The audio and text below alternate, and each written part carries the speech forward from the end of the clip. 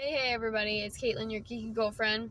As you can see, I am in the car. We're stuck in traffic, so I thought we could just go ahead and jump on and talk about some of the books that I've read recently because I recently read book number 32 and 33 of the year, and make sure you go check out review number 32 because this is going to be review number 33, and the book is Fixer Up by Tessa Bailey, and this was my first Tessa Bailey book, and it is also the first in the Hot and Hammered series. There are 3 in the series, all kind of follow the same characters, but I do think that you could possibly read them in any order, but based on the first one and the lead up to the second one, I think you do have to read the first one to kind of get an idea of who the characters are. So this is the first one, Fixer Up, and they all have like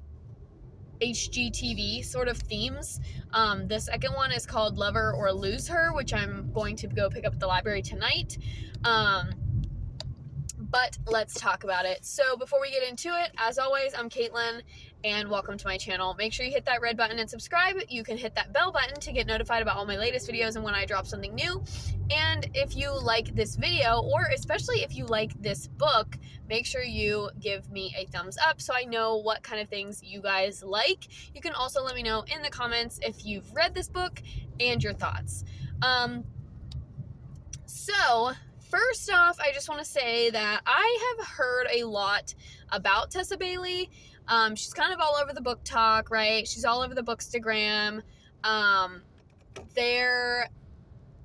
I've heard that she is like adult romance and a little bit spicier, like a little bit on the spicy side, but we've talked here on the channel before about like Colleen Hoover. Some people consider her spicy. So spice is very subjective, and the level of spice and how you as a reader handle spice is obviously all up to you and your discretion.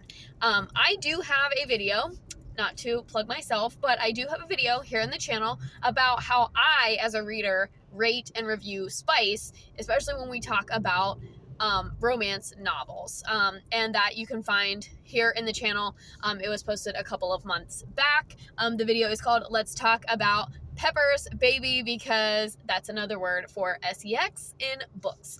So I used a couple of different sources to inform my decision, but it's also just based on like what I as a reader relate to, and again, make your own judgment. So when we talk about spice, know that it is relative.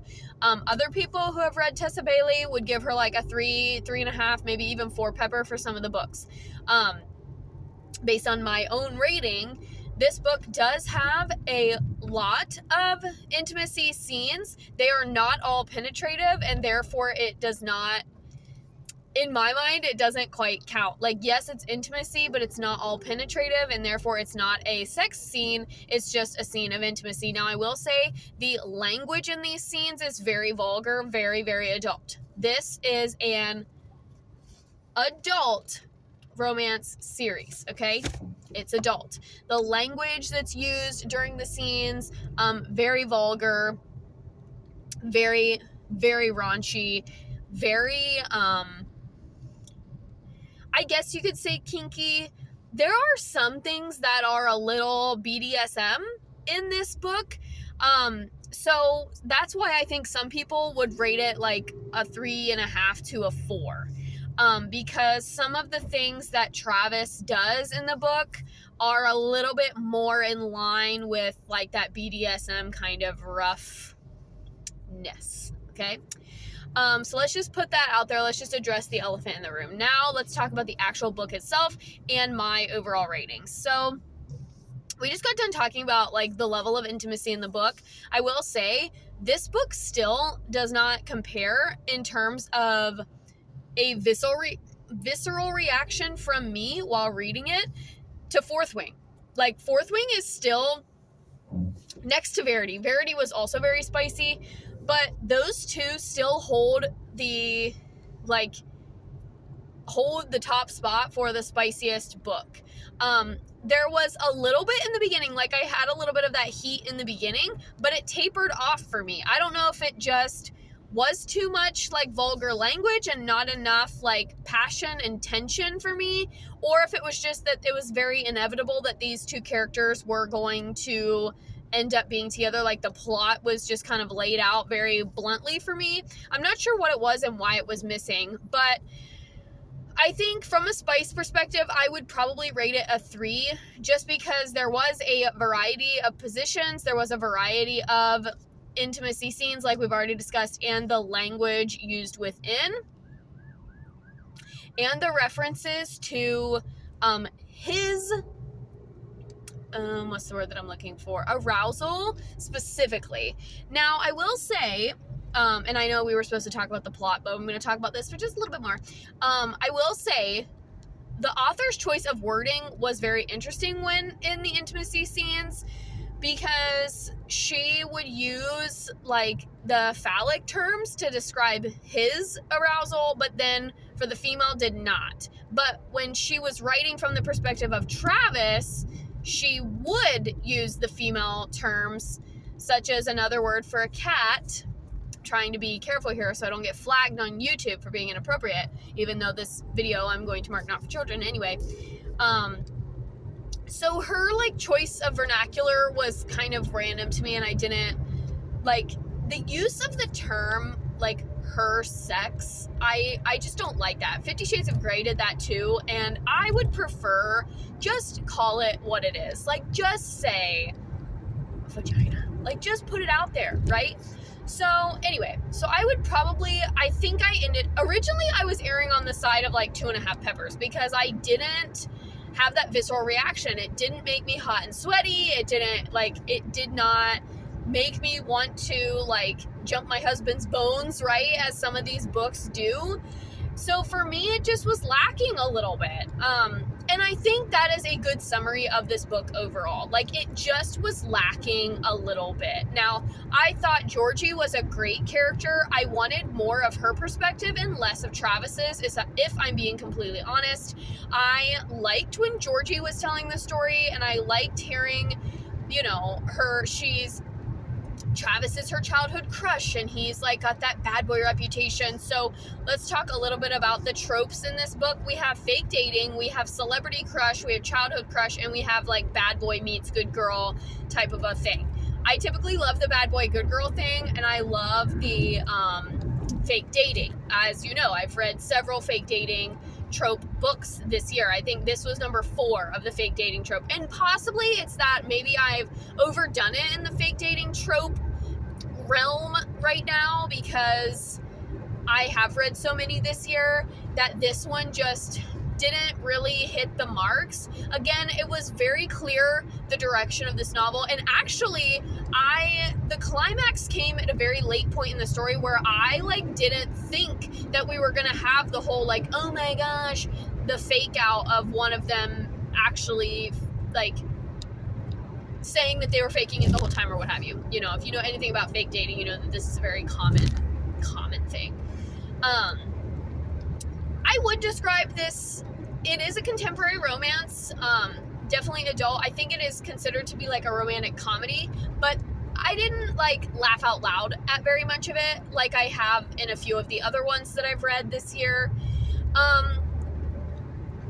So yeah, overall, like, was it a cute story? Yes. I liked the fact that he was a baseball player, and I liked that baseball was a big like underlying theme, and this like revolving theme that they kept coming back to, because I'm a big baseball fan.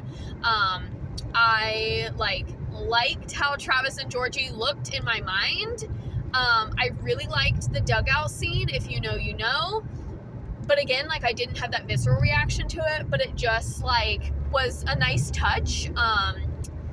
And like visualizing it was nice, if you get what I mean.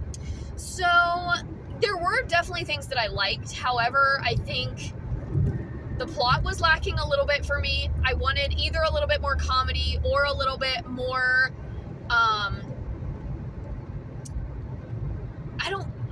I guess commitment from Travis, and I know that's the whole shtick, but I think when he was narrating the story, like, you could tell that his heart was in the right place, but yet it took him forever to like realize that about himself, which I know is part of the whole character development thing. I get it, but I just wasn't a fan. And especially the ending actually made me kind of annoyed. The whole ending, like from the climax of the story to the end, which when I say climax of the story, I literally mean like maybe the last 20 pages. From then to the end, I was just kind of annoyed with the whole thing. So there were definitely things that I liked, but I think I was just expecting more because so many people rave about Tessa Bailey, and for me, it just didn't. I don't know. I just like I start every book that I read at a 3, and then if it's like more boring or more slow than I want or expected it to be, then it kind of goes down, or if it puts me to sleep or whatever.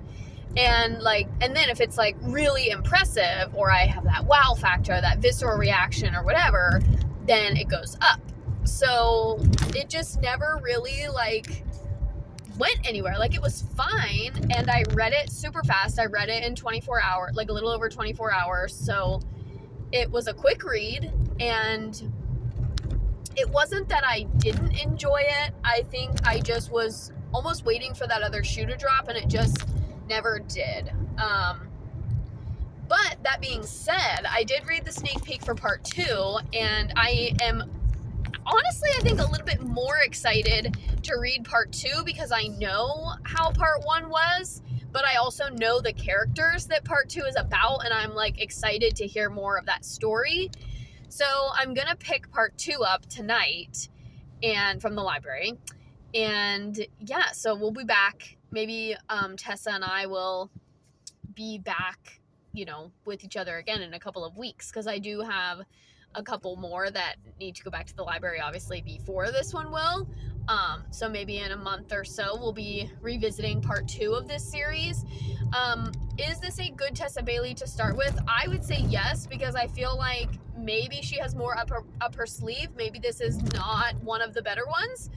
The most recent one is obviously the Au Pair Affair. And Hook, Line, and Sinker was another one that I was considering at the library last time. But, yeah, so who knows? There might, like, this one might be just one of her more average ones, or like her more mediocre ones. Was it fine? Yes, it was a 3 stars, so it's a very solid, okay book. Like I always say, it just didn't wow me. And in comparison to some of the other, fake dating books that I've read, it didn't have as much of the humor to me. It was definitely more on the raunchy, vulgar side, which I like some of that, but not, like, the language throughout was very explicit, and I almost like foul language to be reserved for just those intimacy scenes. But yeah, so I would say I gave it a 3 stars on Goodreads, which, if you've been following me for a while, that equates to like a 6 out of 10. So maybe an average read, but definitely I think a good one to start with, like I said. And it did make me want to like continue to read romance books and read more of hers specifically. So that's always a good sign. Like, it didn't turn me off from her as an author, or anything like that. So yeah. So if you have read this book, let me know what your thoughts were in the comments. You can give me a thumbs up if you liked it, didn't like it, whatever. You guys know the drill, but thank you all so much for watching, and make sure you check out book number 32, which is also up and available on the channel, because I finished it this weekend as well. So that's all for this one, and I'll see you guys next time.